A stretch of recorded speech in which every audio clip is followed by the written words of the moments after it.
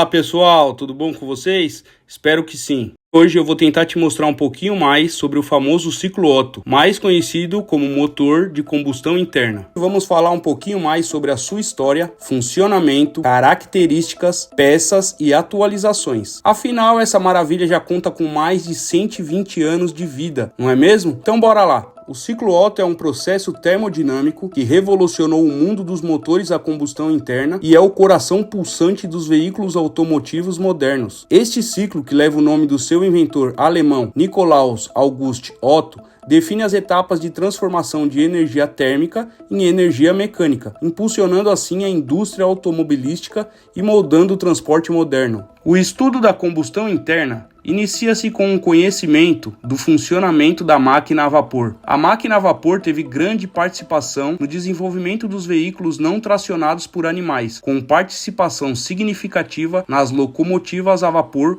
utilizadas no século XVIII. Sua história, 1860. A história do ciclo Otto remonta ao século XIX, com a invenção do motor a gás de 4 tempos pelo inventor alemão Nikolaus August Otto. O motor de Otto, que operava com gás de iluminação, era um avanço revolucionário, inaugurando uma nova era de motores a combustão interna. 1876. Otto patenteou seu motor de 4 tempos, que usava um ciclo de admissão, compressão, ignição e escape, estabelecendo os fundamentos para o desenvolvimento de motores modernos. 1900 até o presente. Desde então, o ciclo Otto passou por diversas otimizações e adaptações, com a incorporação de tecnologias como injeção eletrônica de combustível, sistema de ignição avançados e controle de emissões, resultando em motores mais potentes, eficientes e ecologicamente corretos. Fundamentos do ciclo Otto. O ciclo Otto é composto por 4 etapas principais, que são admissão, compressão, explosão e escape. Admissão. A etapa de admissão inicia o ciclo, quando a válvula de admissão abre, permitindo que a mistura de ar e combustível entre no cilindro. A mistura é aspirada pelo movimento descendente do pistão, criando assim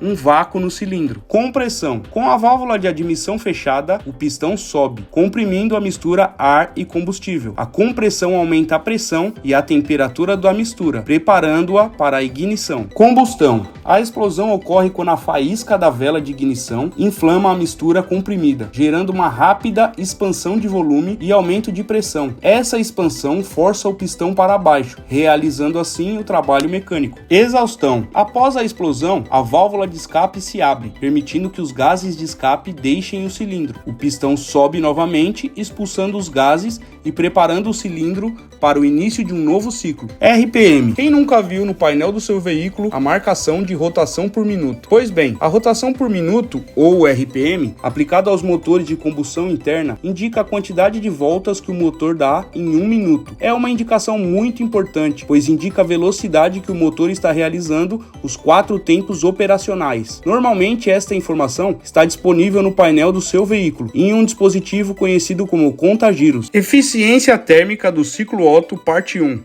A eficiência térmica do ciclo Otto é diretamente influenciada pelo valor de compressão, que representa a razão entre o volume do cilindro no início da compressão e o volume no final da compressão. Quanto maior o fator de compressão, maior a eficiência térmica, pois mais energia térmica é convertida em trabalho mecânico. Parte 2. Calor específico. O calor específico do ar e do combustível também desempenha um papel crucial na eficiência do ciclo. Um maior calor específico significa que o ar pode absorver mais calor, resultando em maior eficiência térmica. Parte 3. Perdas por atrito. A eficiência térmica do ciclo Otto é afetada por perdas por atrito entre as peças móveis do motor, como pistões, bielas e virabrequim. Essas perdas reduzem a quantidade de trabalho mecânico produzido pelo ciclo. Parte 4. Perdas de calor. Uma parte significativa da energia térmica gerada na combustão é perdida para o ambiente devido à transferência de calor para as paredes do cilindro e para o sistema de refrigeração. Essas perdas térmicas reduzem a eficiência global do ciclo. Você já ouviu falar do gráfico PV?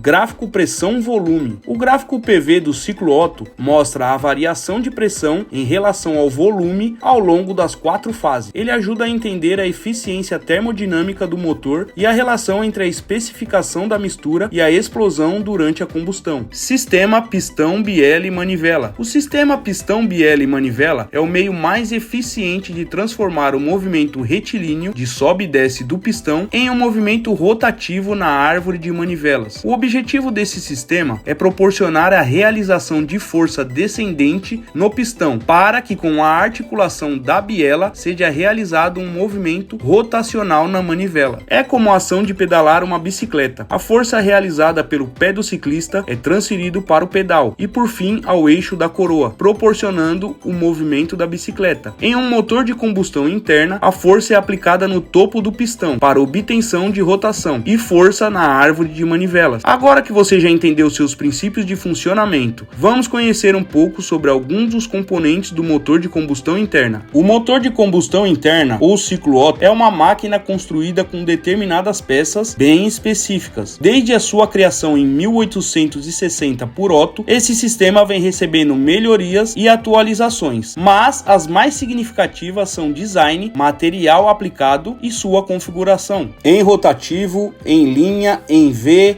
em W, boxer e até mesmo radial. Com essas atualizações e melhorias vieram junto mais eficiência e melhor desempenho. Motores em linha. Os motores em linha são caracterizados pela disposição de cilindros em forma enfileirada. São largamente utilizados na indústria automobilística e podem ter de 2 a 8 cilindros enfileirados um atrás do outro. Por definição, motores que possuem número par de cilindros certamente terão pistões gêmeos. Da mesma forma, motores que possuem número ímpar de pistões terão estes se deslocando de forma individualizada. Teoricamente, quanto mais cilindros um motor possui, mais desempenho ele irá entregar. Motores em V. O aumento da quantidade de cilindros nos veículos que utilizam motores em linha levou os projetistas a desenvolverem veículos com compartimentos de motores extremamente longos. Com o decorrer dos tempos, os motores em V foram introduzidos nos veículos automotores com o objetivo de minimizar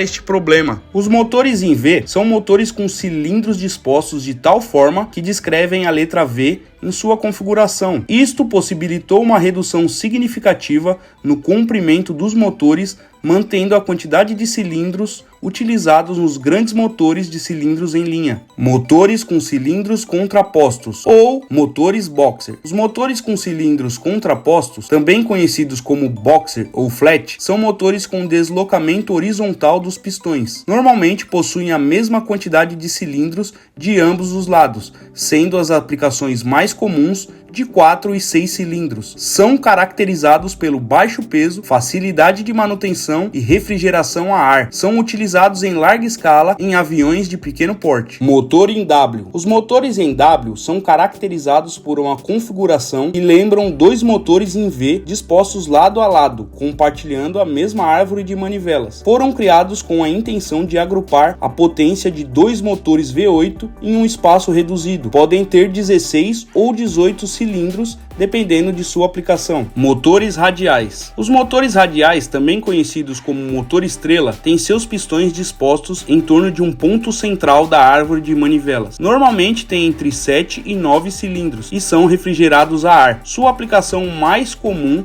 é em aviões com hélices devido à facilidade de instalação do eixo da hélice na ponteira da árvore de manivelas. Motores rotativos. Estes motores são conhecidos como um Enkel e são uma alternativa aos motores a pistão, pois utilizam rotores em substituição aos pistões. São caracterizados por vibração reduzida e obtenção de altas rotações. Os motores de ciclo Otto basicamente são construídos por dois tipos de peças: as peças fixas e o conjunto de peças móveis. Na parte de peças fixas temos o corpo principal do motor, mais conhecido como bloco. O bloco basicamente é um corpo de peça fixa grande, onde encontramos os espaços que serão alojados as peças móveis como virabrequim, bielas e pistões. É no bloco que encontramos os famosos cilindros do motor, que tanto ouvimos falar por aí. Bom, com certeza você já deve ter ouvido falar por aí do Opalão 6 canecos ou daquele Mavericão 8 canecos. Pois bem, quando você ouve falar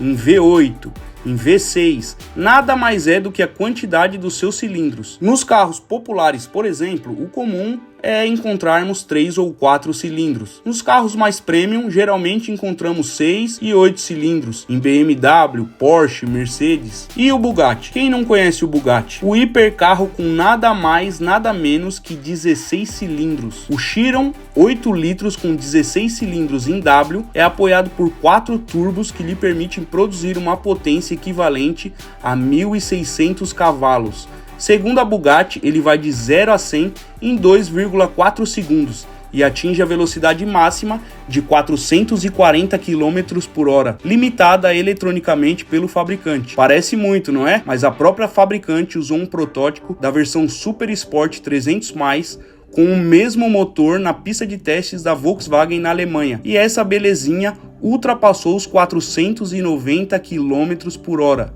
Meus amigos e minhas amigas, realmente é um carro impressionante, que mexe com o coraçãozinho de qualquer fã de carros. Bom, voltando para o bloco, podemos sempre identificá-lo abaixo do cabeçote e acima do cárter, e geralmente com os coletores nas laterais. Os blocos são vazados internamente com galerias que circulam a água e o óleo, separadamente, é claro. O motor precisa se manter a uma temperatura ideal para não superaquecer. A camisa de água é uma parte do motor onde o fluido de resfriamento circula para manter a temperatura controlada. Acima do bloco está o cabeçote, um componente fixo que aloja algumas das peças móveis importantes, como o comando de válvulas, válvula, os pratos, os tuchos e a tampa superior. Vela de ignição. A vela de ignição gera uma faísca elétrica que inflama a mistura de ar combustível comprimida dentro do cilindro. A explosão gerada por essa faísca é o que faz o pistão descer e gerar energia para o motor. Coletor de admissão.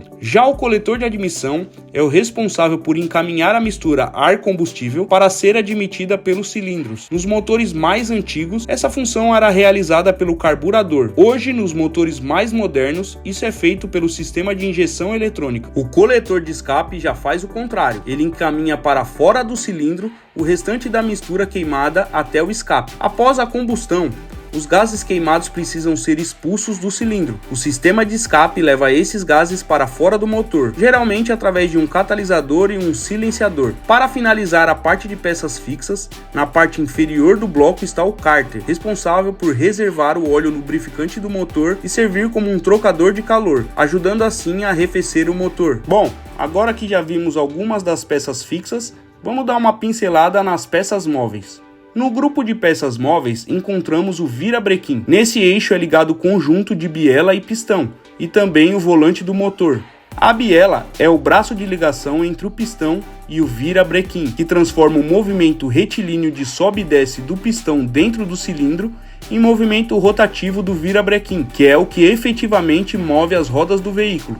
Os pistões conectados às bielas convertem a pressão gerada pela explosão de combustão em movimento linear, transferindo a energia para o virabrequim. Válvulas de admissão e escape. As válvulas de admissão e escape, controladas pelo comando de válvulas, regulam o fluxo de ar e gases de escape para dentro e para fora do cilindro, garantindo bom funcionamento otimizado do ciclo. Comando de válvulas. Comando de válvulas é um eixo que trabalha em sincronismo com o virabrequim, girando e contendo os conhecidos cames mecânicos, que são responsáveis por acionar as válvulas de admissão e descarga do motor. Se algum desses componentes falhar, o ciclo não funciona adequadamente e o motor perde eficiência ou até mesmo para de funcionar. Bom, pessoal, espero que tenham gostado desse vídeo e aprendido um pouco mais sobre essa paixão que a maioria da população tem, que são esses motores maravilhosos que a gente já conhece. Se ficou alguma dúvida, volta um pouquinho aí no vídeo